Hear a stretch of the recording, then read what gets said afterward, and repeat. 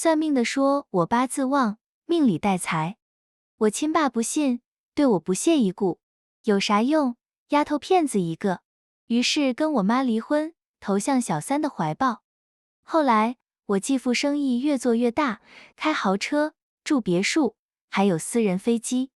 而我亲爸穷困潦倒，又生了3个丫头片子，其中2个都不是自己的种。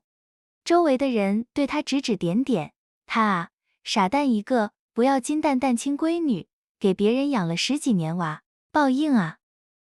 听说周云云闹着要学艺术，理由是她要考电影学院，以后当大明星。我同学都说周云云是受了我的刺激，因为前几天我在校门口被一个星探拦了，要挖掘我去当明星。8字都没一撇的事，不知道怎么传开了。更可笑的是，周云云竟然跑来给我下战帖，江穗穗，我以后一定会比你更火，把你狠狠踩在脚底。忘了说，周云云是我同父异母的妹妹，比我小半年。她是我亲爸周大言出轨的产物。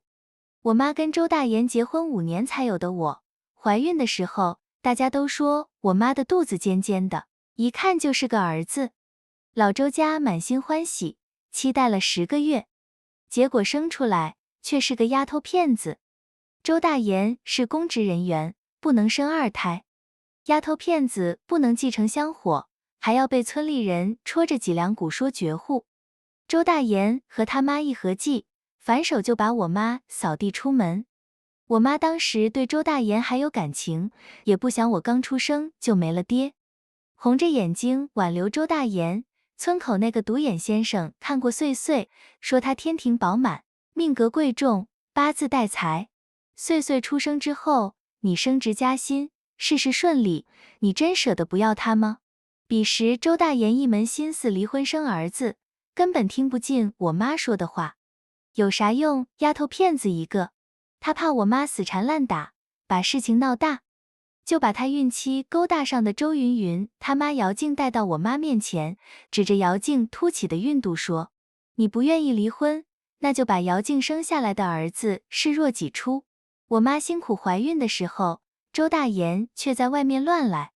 得知真相的我妈大受打击，她擦掉眼泪，离婚，带我离开周家。我外婆那边劝她把我送人了，让我妈趁年轻再找一个比周大言更好的。但我妈不舍得，她说我跟她血脉相连，她就是吃糠咽菜，也不愿意把我送人。事实上，我妈也没吃糠咽菜过。我周岁会走路之后，她就带着我来大城市打拼了。结果运气好，遇上了个好老板，给的工资待遇远超我妈的预期不说，工作还清闲，让她一个单身女人养一个小孩没有丝毫压力。这个老板吗？就是我爸。他跟我妈一见钟情，工资和岗位都是他故意放水的，就是为了拿下我妈。我爸跟周大言比起来，年轻、帅气、有钱，还对我妈死心塌地，非亲不娶。为了这事，我爷爷奶奶气得够呛，甚至上我家门要棒打鸳鸯。结果没打成，我妈捂着嘴痴痴地笑，眼底闪烁着骄傲的光芒。你那时候长得就是个雪团子，粉雕玉琢，又白又嫩的。你爷爷奶奶一把年纪的人了，上一次抱奶娃还是30年前呢。看到你这么可爱，立刻被征服了，一口一个心肝宝贝，叫得比我还亲热。我爸因为娶我妈，没少被他亲戚说闲话。江安就是个猪脑子，这么年轻，条件这么好，不找漂亮的黄花闺女，竟然想不开，找个带拖油瓶的老菜帮子，爱给别人养孩子，还不如给我们养呢。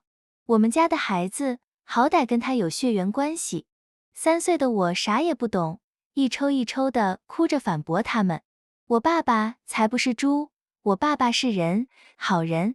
我爸以为亲戚欺负我，脸色难看到了极点，抱着我对他们，谁敢欺负穗穗，就是跟我江安为敌。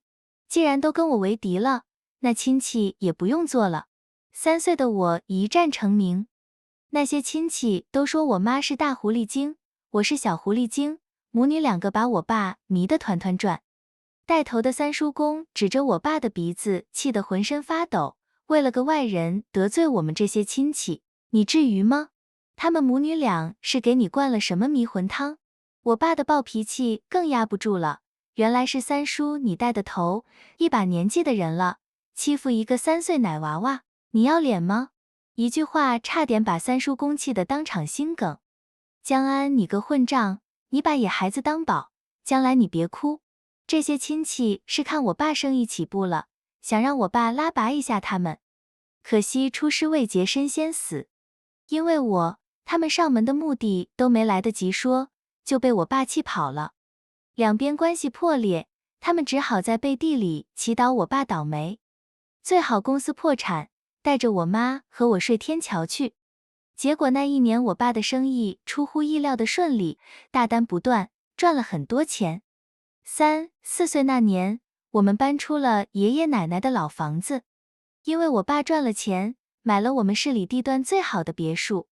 从这时开始，他已经把跟三叔公之流的亲戚距离彻底拉开了。原本还等着我爸打脸的他们，这会儿恨不得给我爸跪下，就为了他指缝里漏一点，他们好跟着喝点汤。这一年发生了一件事，我爸公司业务扩张，总是很忙，经常要到外地开会，视察工厂。夸张的时候，我半个月才能见他一次，所以他每次出差之前，我都抱着他的腿不让他走。又一次出差的时间到了，我故技重施，情真意切地哭了起来。我哭得特别惨，一边哭一边嚷嚷：岁岁不要爸爸走，爸爸走了，岁岁就没爸爸了。我被我妈养得娇，平时又不爱哭，这次哭着哭着就喘了起来，换不上气，仿佛整个人要不行了一样。我爸吓得够呛，忘了出差的事，抱着我跌跌撞撞就往医院跑。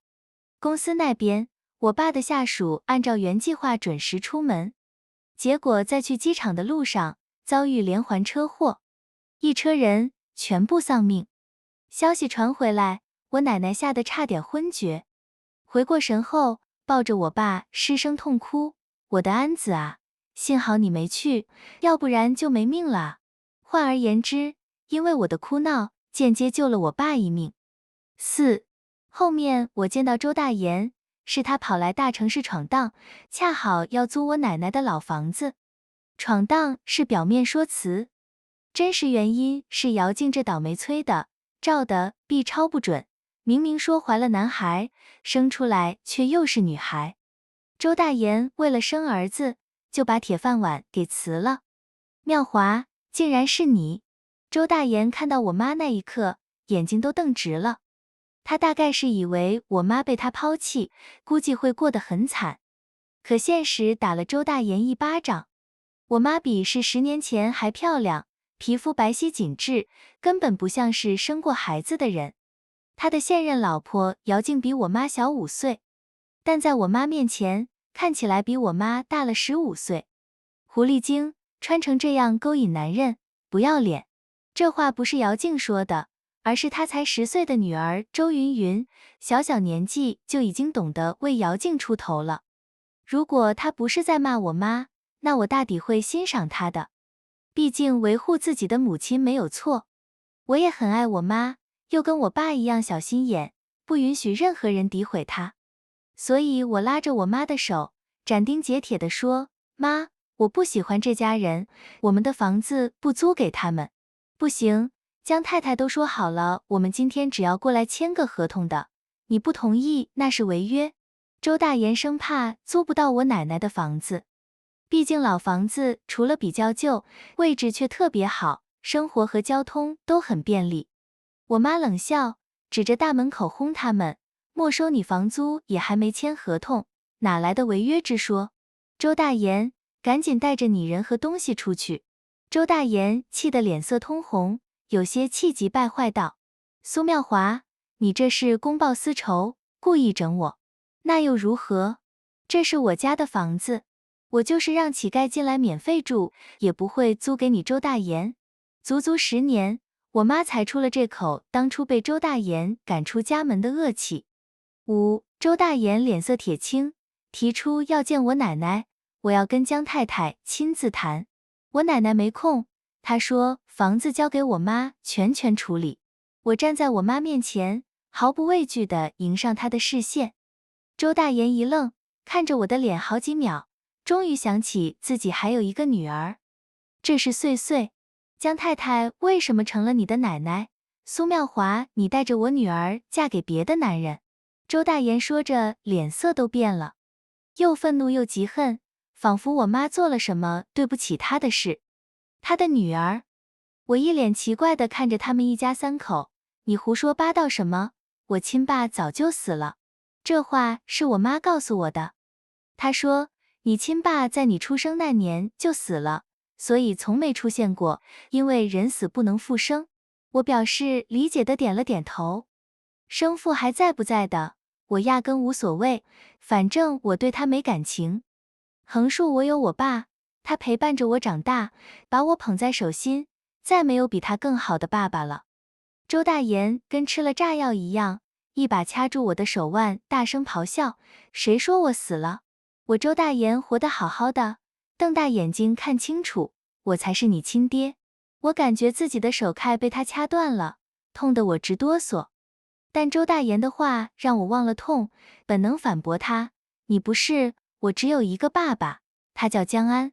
我妈看我手腕被掐红，担心的心脏一抽一抽的。周大爷，你给我放手！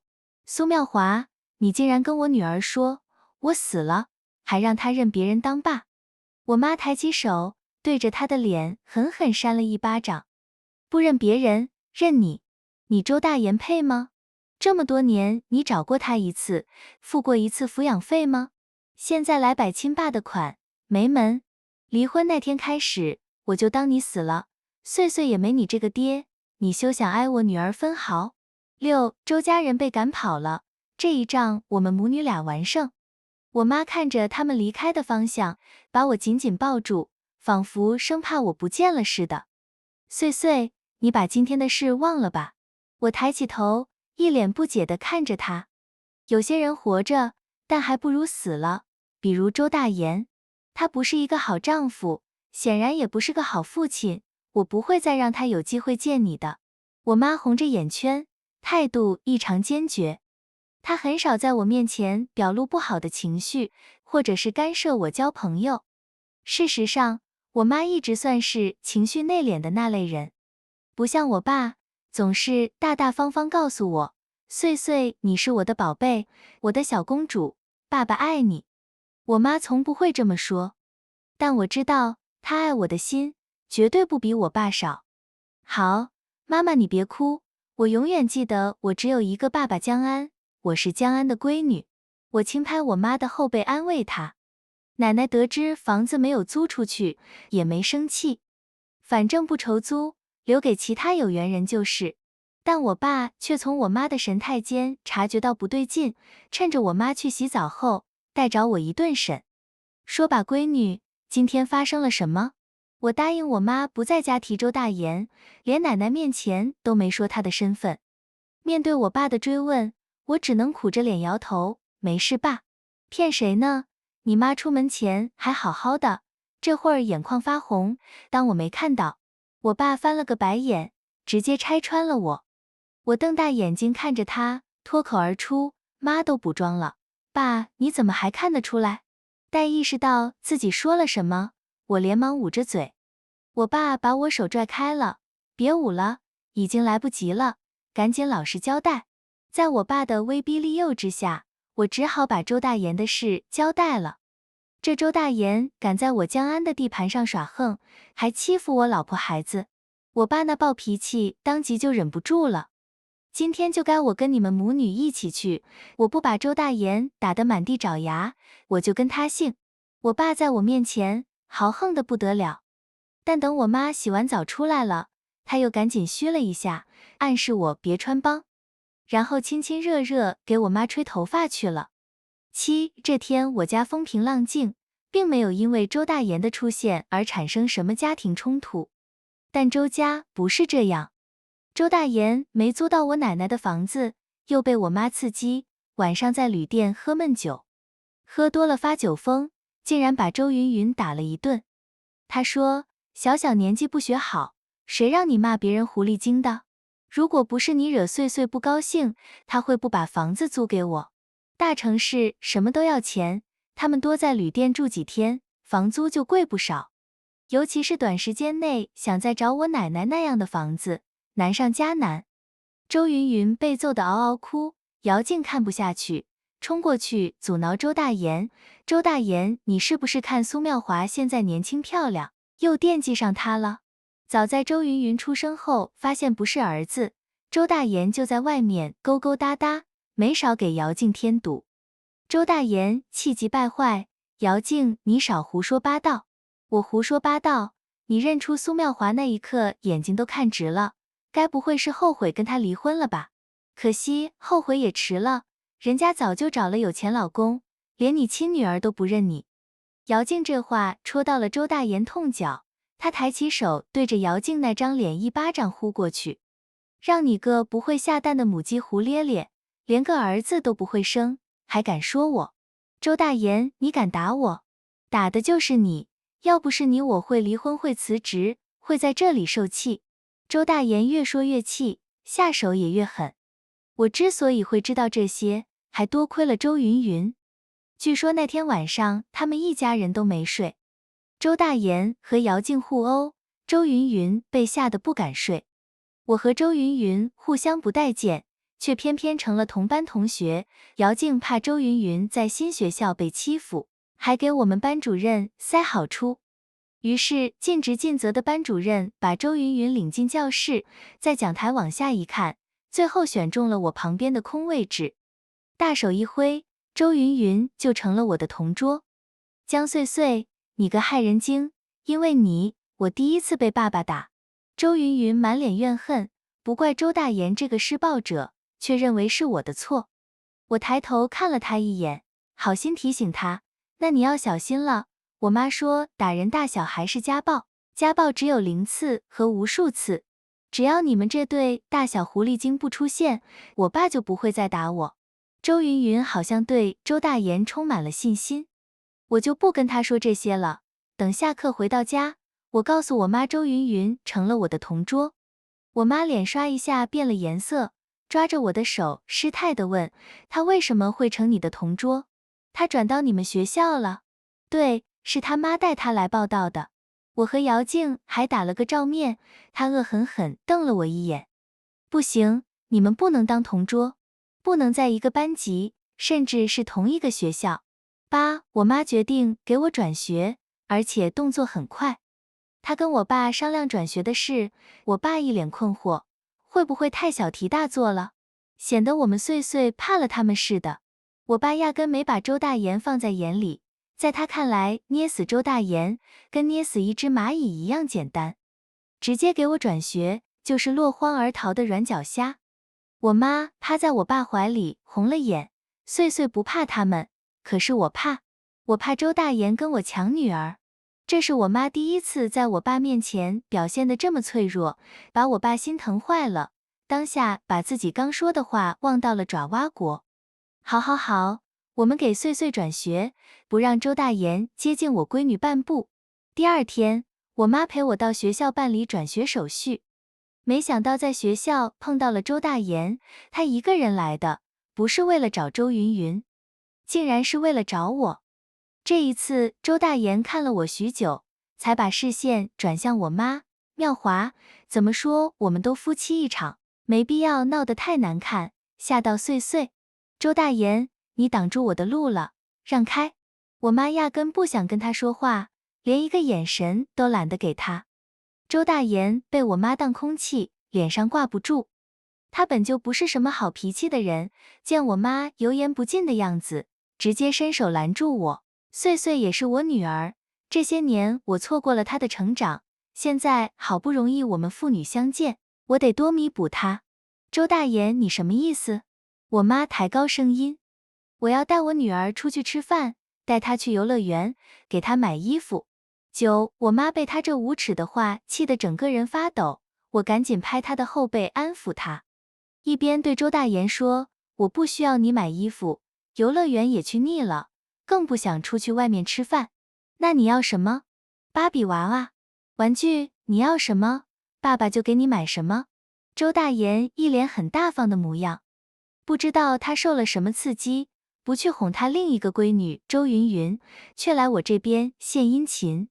我摇了摇头，我什么都不需要，芭比娃娃我多的是，玩具我不感兴趣。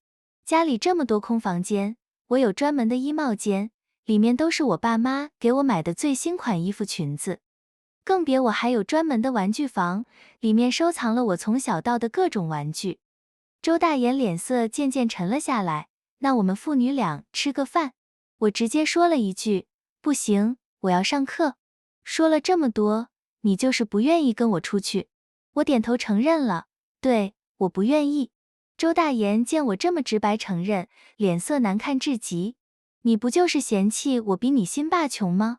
听过一句话没有？狗不嫌家贫。你小小年纪别的没学会，嫌贫爱富倒是跟你妈学了10乘10。周大言声音洪亮，一下子把学校老师领导之流都招来了。他们都看着我和我妈，八卦的视线像一把把锋利的小刀，朝着我们不停地扎过来。周大言，你一个重男轻女，为了生儿子逼我妈净身出户离婚的人，有什么资格说我们嫌贫爱富？如果不是我爸，我和我妈现在还不知道会怎么样。你抛弃妻女，还倒打一耙，我真没见过比你还无耻的人。反正我都要转学了，也不怕在老师面前自曝家丑。而原本还对我和我妈指指点点的他们，此刻露出了然的表情，小声嘀咕周大言不是东西之类的话。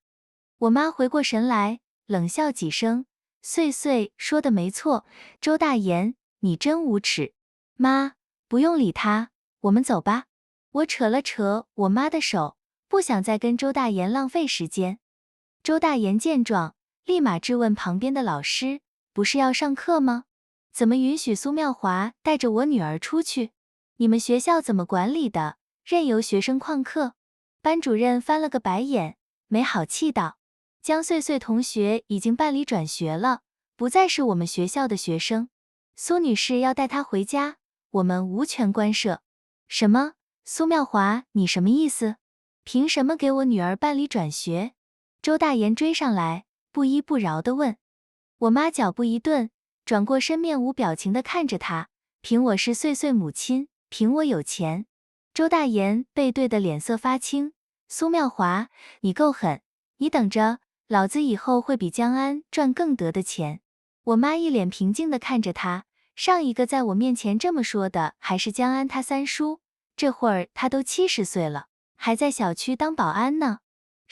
从学校出来之后，我忧心忡忡地问我妈，周大言不会真能干出点啥吧？看他那信誓旦旦的样子，我有点担心了。这还没赚到钱呢，就拽得不得了。他若是真走狗屎运赚到钱了，岂不是要我们一家3口狠狠踩死？我妈冷笑，他那是白日做梦，他的性格注定他成不了大事。我妈说的特别笃定，但我还是不放心。回到家跟我爸嘀嘀咕咕了半天，实在不行，爸，你给他下点绊子。我爸气得吹胡子瞪眼，你爸是这种人吗？暗中下绊子这种事，我可干不出来。那你就光明正大下。我怂恿我爸道，要不然周大言若是赚点钱飘了，回过头来跟你和我妈抢我怎么办？你舍得自己养了这么多年的闺女被他抢走吗？我妈跟我爸结婚绑死了，周大言不可能让我妈怎么样。但就他那狭隘的性格，万一为了故意恶心我爸妈跟他们抢我呢？我觉得周大言可能真做得出来。我爸被我一说，脸上有了危机感。那不行，你可是我老江家的人，跟他周大言没关系。那绊子下不下？我爸点了点头，下，不下是孙子。那爸，你加油，我就等你好消息了。可惜，我爸到底没有给周大言下绊子的机会。他告诉我，周大言找了他一个大学同学投资办厂，可惜对方不靠谱，是个有前科的。这是不用我出手，要不了多久，周大言就要倒霉了。真是一言难尽。11，我爸觉得周大言的危机解除了，心情一好，就带着我和我妈买。只不过不是买衣服首饰，他老人家又看上我们市里新建的别墅了，说要去买别墅。没想到我们看房的时候，竟然遇到了周大言。周大言穿西装，打着领带，头上打着发胶，看起来特别意气风发，像个成功人士。而他身后的姚静和周云云也穿着一身新衣裳，姚静手上还戴了2个又大又粗的金手镯，生怕别人不知道他们有钱一样。姚静看到我们，故意拉着周大言和周云云凑过来。妙华姐，好久不见啊。我妈神情冷淡，有事吗？这不是见你们也在这里看别墅吗？一起参谋呗，没准我们以后当邻居了呢。姚静一脸得意地说。我一脸吃惊，看了我爸一眼。不是说周大言要倒霉了吗？怎么还有时间来看房子？尤其看的是这么昂贵的别墅。我妈冷笑一声，当邻居？我看你们是没睡醒，大白天就开始做梦了。苏妙华，你以为只有老公才买得起别墅？周大言趾高气扬地看着我们。事实证明，我周大言一样有本事，赚钱对我而言轻而易举。姚静跟他一唱一和，就是一套别墅而已，有什么了不起？我爸也点了点头，揉了揉我的头发，是没什么了不起的，只配给我女儿当个毕业礼物而已。怎么，江安，你这是怕自己破产，这么急着给那丫头骗子货准备大学毕业礼物？周大言斜睨着我，一脸嫌弃的表情。不知道为什么，他这样看我，我反而放心了很多。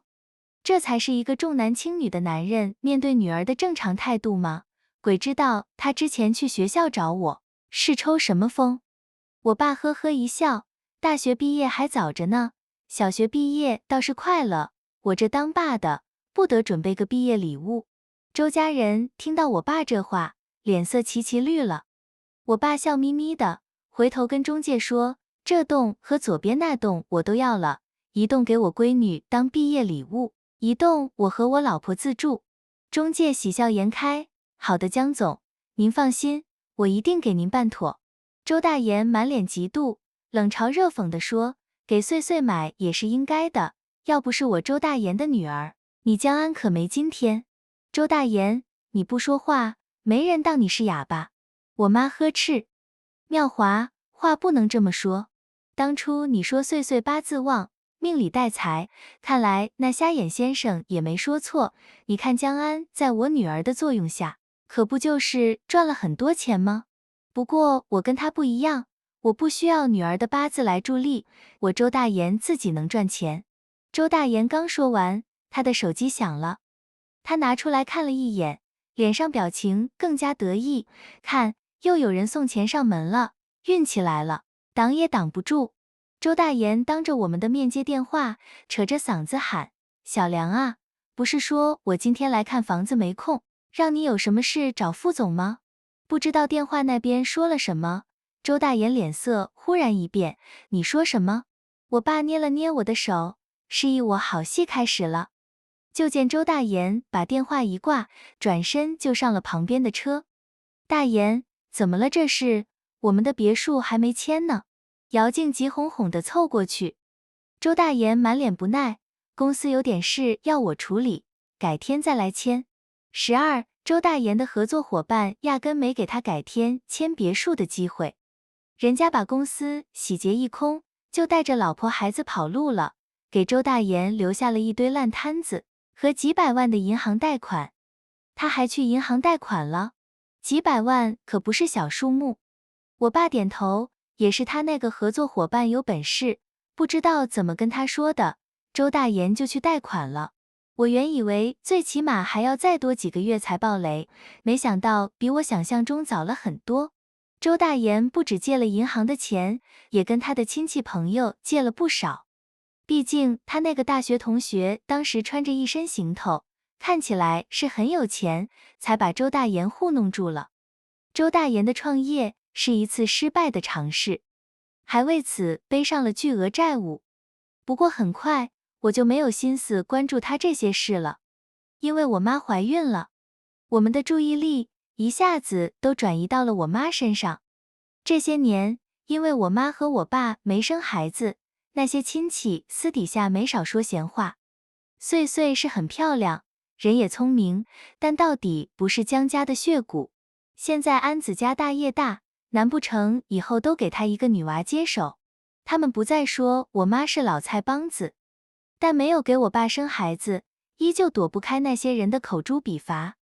甚至他们在私底下嘀咕，我妈是不是不能生了？这次我妈怀孕，那些亲戚比我们还激动。他们一脸欣慰地说，我爸，安子这下可以放心了，结婚这么多年，总算有孩子了。当然，他们也没放过我。穗穗是大姑娘了，以后当姐姐了，要照顾好弟弟哦。我觉得很搞笑，谁说是弟弟了？那些亲戚微微变脸，难不成是妹妹？妹妹怎么了？不怎么，妹妹也无妨，大不了再生一个弟弟。反正你爸有钱，别说再生2个了，再生10个8个都不在话下。我爸黑着脸走过来，10个8个，你们当我老婆是母猪呢？亲戚知道我爸的脾气，在他面前收敛了不少。哈哈哈，安子你别生气，我们就是开个玩笑，这玩笑可一点都不好笑。以后不要在穗穗面前乱说话，否则我会生气。我爸语气严厉，完全是警告他们的意思。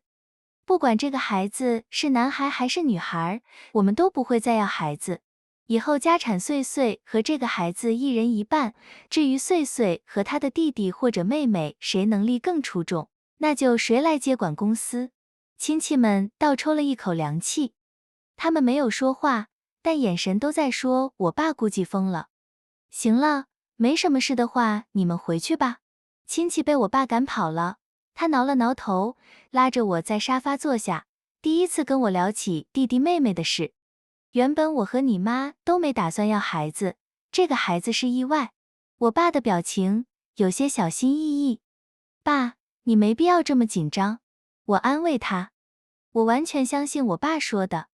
如果他要生，前面10多年前有的是时间和机会，完全没必要等到我懂事了，才给我添弟弟妹妹。我爸一脸惆怅地叹了口气，这不是担心你不好受吗？爸得跟你说清楚情况，你妈也没备孕，我那段时间还喝了酒，也不知道孩子会不会有问题。我说，别吓唬自己，肯定不会有问题。其实我还挺高兴我妈怀孕的，我并不排斥有个2胎的弟弟或者妹妹，因为我爸平日里言传身教，以身作则，给足了我安全感。我会爱弟弟或者妹妹的，就像爱爸爸你一样。13，我妈快生的时候，久没有消息的周大言又出现了。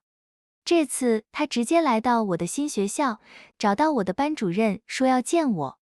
当时我还以为是我爸来了，一看是周大言，我转身就走。穗穗，你别走，我还没跟你说话。我不为所动，我跟他能有什么好说的？周大言不好好工作，赚钱还债，没事跑来我学校干什么？我都听说了，你妈又怀孕了。周大言跟在我身后，嘴巴唧唧歪歪个不停。据说还是个儿子呢。提到儿子的时候，周大言语气充满了嫉妒。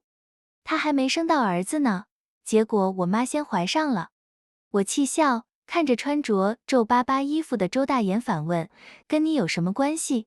穗穗你年纪小，不知道奶娃娃多磨人，等你弟弟生下来，江家哪里还有你的位置？你那后爸嘴上说多好听，真有了自己儿子，人家还会管你死活？合着你今天来是挑拨离间的啊？周大言立马摇头，死鸭子嘴硬道，我这是心疼你，也是怕你以后在江家吃亏，你还是先担心你自己吧。你放心，我还挺好的，但我放心不下你。穗穗，你不能再指望你妈和你后爸了，江家以后容不下你，你回来我这边。周大言眼睛闪了闪，忽然语出惊人，你在说什么？我觉得匪夷所思。周大言没事吧？他哪来的勇气说出这种话啊？你别这个眼神看我岁岁，你和江安没有血缘关系，这一点永远改变不了。后爸就是后爸。周大言叽里呱啦说了一大堆，还问我是不是这个理。我笑了，后爸给我买了房子，买了很多首饰。你是亲爸，你给过我什么？周大言不屑一笑，房子首饰我也能买。好啊，立刻带我去买，给我买2栋别墅先，买了我就跟你回周家。周大言声音一顿，我手上的钱还没回笼，要过2天。直到现在还死鸭子嘴硬装大款呢。我在心里冷笑，语气却很平静，买不起就算了，我在江家也挺好的，不愁吃不愁穿，我爸还给我公司的股份，成年之后就可以继承了。周大言火冒三丈，脸色铁青地瞪着我，只是说过2天，怎么就是买不起了？你怎么这么势利？跟你学的呗，我妈生不出儿子就要被离婚，你买不起房子，我就不认你。这句话说的要多直白有多直白，气得他要抬手打我。你说什么？江岁岁，你再说一遍。你敢打我一下，我爸能把你的手废掉，你信不信？我甚至往前走了一步，盯着周大言蒲扇般的大手。他那一巴掌没有打下来，周大言放下手，终于露出真面目。死丫头，白眼狼，赔钱货。既然我是赔钱货，为什么还找我回周家呢？周大言，你其实也信了我妈说的我命里带财，在你身边能让你发财吧？除开这个原因，我实在是想不到别的了。毕竟周大言那么重男轻女，又跟我没有任何感情。不等他回答，我接着说，你死心吧，我不会回去的，永远都不会。14那天周大言被我气得很惨，以至于忘了在学校，直接破口大骂。他的骂声惊动了老师和学校门卫，最后被强行带走了。我没有跟我爸妈说他又来找过我，因为没多久，我妈就生了一个白白嫩嫩的弟弟。家里人很高兴，但并没有因此忽略我。电视上看到的好东西都给弟弟的情况，完全没有发生在我们身上。不管是我爸妈还是爷爷奶奶，准备礼物都是1式2份，我和弟弟1人1份。我跟弟弟感情很好，我高中要住校的时候，弟弟抱着我的腿在众目睽睽之下嚎啕大哭。拜我弟弟所赐，当天我就在学校出名了。周云云知道跟我同一个学校时，迫不及待来找了我。她跟周大言一样，对我冷嘲热讽，江岁岁，你有弟弟了，你的好日子结束了。我才知道，周云云也跟我考了同一所高中。不过她原本成绩也不错，考到本市最好的高中不算奇怪。谢谢你对我这么关心，不过我弟弟很爱我，开学还特地送了我一个钻石发卡。我指了指头上的发夹，其实不算是开学礼物，而是我的生日礼物。我弟弟背着我，用他的压岁钱买的。周云云拉下脸，一个破发卡就被收买了。江岁岁，你真丢人。他刚说完，身后忽然响起姚静的声音，云云，我总算找到你了，赶紧的，东西收一下，跟我回家。姚静比几年前胖了不少，整个人肥嘟嘟的，还推了一辆婴儿车。婴儿车上有2个不到1岁的奶娃娃。周云云脸色猛地变了，激动地冲姚静吼道，妈，你来干什么？还带着他们2个？我来接你回家，这学校学费太贵了，咱们上不起，你以后别读了。姚静说话时低着头看婴儿车里的孩子，并没有注意到我，只是她说的内容让我有点震惊。我这么小不读书能干什么？再说1学期也就2万块而已。姚静抬起头，用手戳他的脑袋，2万块而已，你口气倒大，也不想想我们要多久才能赚到这个钱。你不读书就带你妹妹呗，正好我要出去工作。周云云歇斯底里地喊了起来，我不带，又不是我女儿，为什么要我带？我回过神来，看了看婴儿车上的2个小娃娃，确实都穿着小裙子。看来周大言到底没有生到他想要的儿子，真讽刺。15那天，周云云和姚静在学校大吵了一架，母女俩谁也没说服谁。但周云云最终没有退学，只不过这所学校汇集的都是尖子生，周云云踩着线考进来的，很快就跟不上学校的教学进度了。到高一下学期，她的成绩一落千丈，几乎每次看到她的名字都是在年级倒数。所以，在听说我被星探挖掘的时候，周云云才萌生出了要去当明星的念头，还跟我下战帖。明星光鲜亮丽，赚的钱很多，而且也很快。后来周云云确实走学艺术这条路子了，还交了不少男朋友，整个学校传得沸沸扬扬，我想不知道都不行。只不过周云云没能如愿以偿当上大明星，据说毕业之后在横店摸爬滚打，但没有混出什么名堂。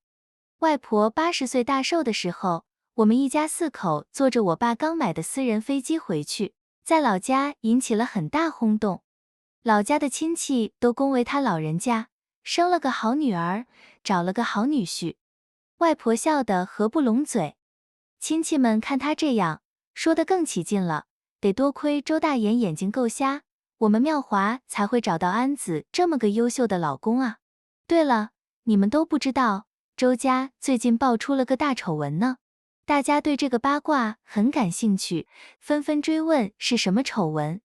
外婆的干女儿捂着嘴笑得乐不可支，周大言后面不是又生了一对双胞胎女儿吗？大家都说跟他一点不像，也不像他那个老婆。结果怎么着？就在前几天，他老婆跟野男人好被他当场抓包了。他那对双胞胎女儿跟那个野男人长得一模一样，据说这会儿都11岁了。周大言这是给别人养了11年的女儿啊。尽管事情过去了很多年，但外婆对周大言依旧恨之入骨。